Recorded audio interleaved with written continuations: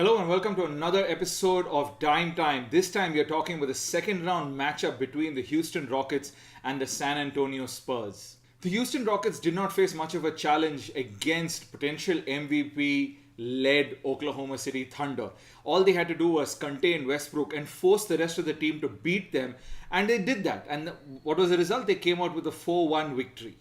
Harden was good, but he did not shift into another gear like most superstars do. The most glaring difference from his regular season to his playoffs is that his three-point percentage is down. But I don't think that's because he's struggling with his shot. I think that's largely because he keeps getting the opponent's defense to commit those silly fouls on him when he comes off the pick and roll and then throws up his hands in a shot attempt. I think that's where his three-point percentage has taken the biggest hit. My opinion on him to win this year's regular season MVP still stands. It's not like he has stars around him, right? Sure, he has some really, really good role players.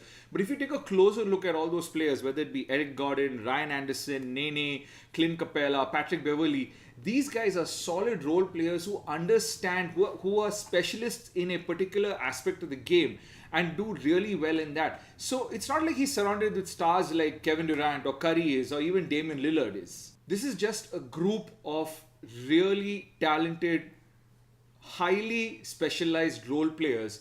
You know, whether it's Eric Gordon and Ryan Anderson's three-point shooting, whether it's Patrick Beverley and Trevor Ariza, who are incredible defensive guys and also have a three-point shot, whether it's Nene and Clint Capella who can clean up the boards. You see, this seems like a motley crew of really highly talented specialists who've been put together around this star, and James Harden takes it to a new level. Defensively, they are moving okay-ish, but other than Trevor Ariza and Patrick Beverley, nobody on the Rockets team is putting that kind of defensive commitment for 48 minutes, the kind of commitment that is expected of a playoff team. And this is going to be a problem as they move deeper down into the playoffs.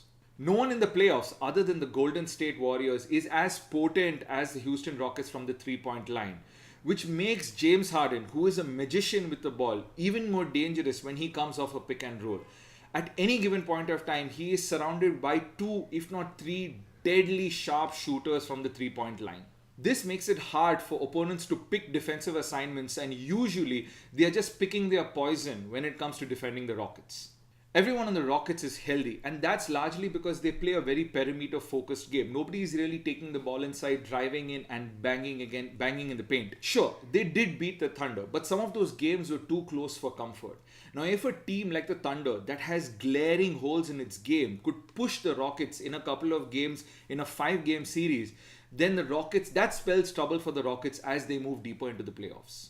Expectedly, the Memphis-San Antonio series was a slugfest. Now, on paper, it may look like the Memphis Grizzlies were a great matchup for the San Antonio Spurs, but a closer look would reveal that this should ideally have been the Grizzlies series. Think about the front court matchup where Zach Randolph and Marc Gasol were going up against Pau Gasol, LaMarcus Aldridge, and David Lee. There's no competition there. Even in the front court, it was Mike Conley versus Tony Parker, and there clearly the Grizzlies had the advantage. Where the Spurs had the advantage was Kawhi Leonard, who was exceptional in this series. In my opinion, he is the best player in the NBA right now. And in my opinion, he edges LeBron James only because he plays just as hard on the defensive end as he does on the offensive end. I mean, this is a guy whose hands are just such a menace. He causes such a menace on the defensive end that opponent teams, in mid-play have to change their strategy to avoid Kawhi Leonard. Offensively, he has just destroyed his regular season numbers. He put up 31.7 points a game on 55% shooting from the field, 49% from the three-point line, and a ridiculous 97% from the free throw line. I mean, those numbers are just mind-boggling. The Spurs were an exceptional regular team, but they had some real trouble against the Memphis Grizzlies, and not all their players are showing up to play these playoffs. I mean, think about their front court itself. Between LaMarcus Aldridge and Pau Gasol, these guys averaged nearly 30 points a game during the regular season, pulled on 13 plus rebounds a game, and were shooting nearly 50% from the field. Compare that to the playoffs, and these guys are probably at about 21 points, shooting probably 42%, and pulling down just about 10 or 11 rebounds.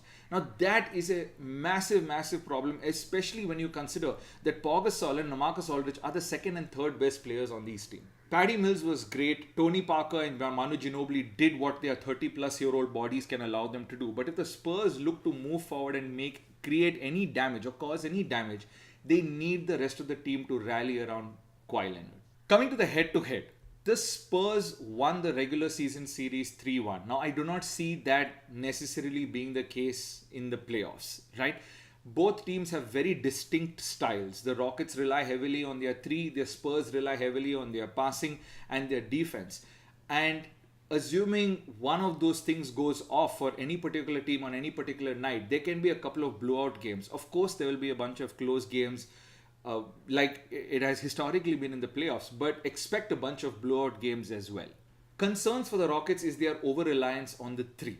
Now, during the regular season, they had 17 wins and 20 losses every time they shot less than 33%. That cannot be good in a close playoff series. If their threes are not falling, the Rockets falter.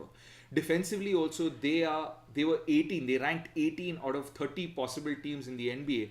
And in the playoffs, they've actually gotten marginally worse. That cannot be good news. So what is the good news for the Rockets? Well, the good news is that when they make their threes, they are the most dangerous team in the league. I would say probably even as dangerous as the Warriors. When they shoot more than 15 threes, their record during the regular season is bonkers. So expect the Rockets to make their threes if they intend to win this series. Otherwise, this is going to be Spurs. Concerns for the Spurs. Now, this is a terrible matchup for the Spurs. Why? Because the Spurs don't have athletic big men to switch on defense every time Harden comes off a pick and roll. And one of the things that the Rockets do really, really well is spread out the floor. Sure, the Spurs have great defensive switches. The problem though is Houston's shooters take threes from such ridiculous distances that even if you have to run a three-point player off the three-point line or off his shot, it becomes really difficult for the Spurs players to recover because the Houston Rockets team spreads their offense so wide. The advantages for the Spurs are few and far in between. One of the biggest ones is LaMarcus Aldridge, because if LaMarcus Aldridge shows up for this series, then none of the Houston bigs can guard him. The problem is LaMarcus Aldridge has not brought an A+ game as he is expected to often. He's not brought an A+ game ever since Game 2 of the Oklahoma City series last year. This is still a well-coached team, and I expect them to be able to make adjustments during the series. My head and my heart are at odds here. My heart wants the Spurs to win, but my head says Houston in 7.